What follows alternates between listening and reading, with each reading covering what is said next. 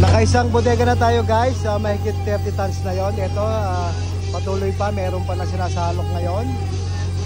Ayan. Halo pa rin guys na skipjack saka yellowfin. Ayan, may mga bycatch na nakukuha, mga pang-ulam lamang. Ayan, pang-ulam. May mga pakol, galunggong. Pagkasilong guys, ganito nangyayari. May mga kasama mga galunggong, pakol. Minsan may talakitok, barakuda. So yun yung mga pangkain namin. Kasi pag sawa ka na sa yellowfin saka sa skipjack, at least may alternate na ulam ka. Pang prito, pangat, paksiw, sigang, lahat ng luto pwedeng gawin guys. So ganito po sa international commercial fishing. Wala po kami sa Pilipinas. Nasa Papua New Guinea po kami guys. Ganito po yung proseso ng panghuli ng isda dito. Ito po ay inilalata lamang.